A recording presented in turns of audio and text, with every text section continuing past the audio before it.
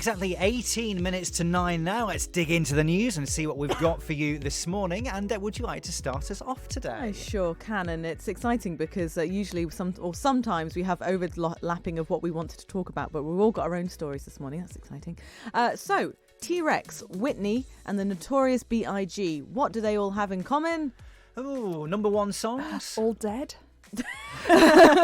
Sorry. Yeah. They're all actually going to be joining the Rock and Roll Hall of Fame. Right, okay. So they are among the short list, as it were. So Whitney Houston, British acts T-Rex and Depeche Mode are to be inducted into the Rock and Roll Hall of Fame, joined by Notorious B.I.G., as I say, the 9 Inch Nails and the Doobie Brothers. It was revealed yesterday. The 6 were selected from a 16-strong long list, all to be honoured at the annual awards in Cleveland in Ohio. That's not until May, though. Thin Lizzy, Motorhead and Judas Priest were among the acts to miss out, though. And Bruce Springsteen's producer, John Landau, will receive a special award. Oh, very good. Good to see the Doobie Brothers in there as well. You know, you don't hear enough Doobie Brothers these days, actually. I think we can rectify that. I think we can. Maybe Ben's Banger. In fact, they did a couple of songs that would well qualify for Ben's Banger, but great band. And I wonder why it's taken so long to... I mean, T-Rex, obviously. Was it 77? I think Mark Bolan died. So it's, years and years ago. Then. Yeah. I actually, interestingly, watched very recently a documentary about Whitney Houston. I think it's called just Whitney. And it was really interesting. So what a fascinating life and an amazing career she did have, and it really took over her life. So very well worth it. Strictly speaking, is she rock and roll?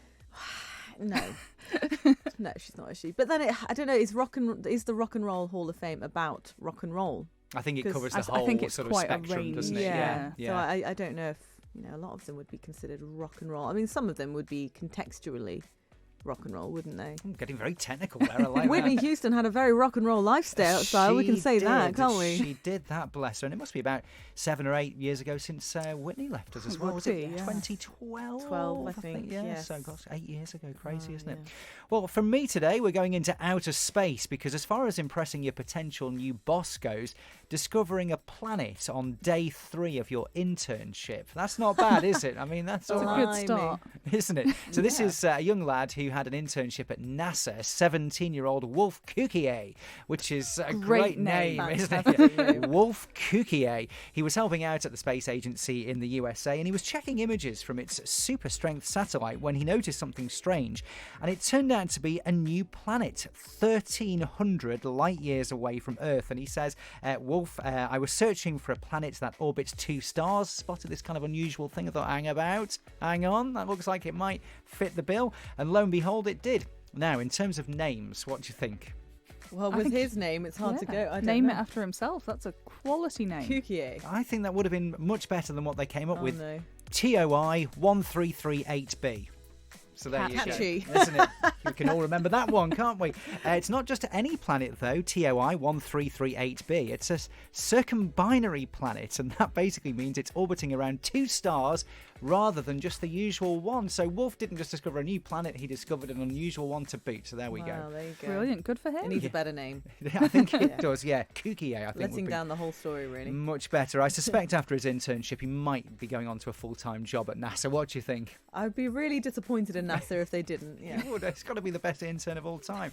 And finally, Sean, you're talking about one of my favourite items of food, and that is crisps. Correct, yes. So this is a story about a woman in Liverpool who has found what is believed to be the world's biggest crisp. Wow. Yes. So she got a bag of Asda own brand onion rings, and one of them was 8 inches long. It is described as a massive sausage-shaped crisp and is thought to be around about 20 centimetres in total. She couldn't quite measure it because it was curved, so she wasn't entirely sure on the length. But the previous record was held by a 15 centimetre sweet chili crisp from Morrison's. Wow. I mean, couldn't you, as a crisp manufacturer, make a really big crisp? This has happened before, but the record is only for, where are we?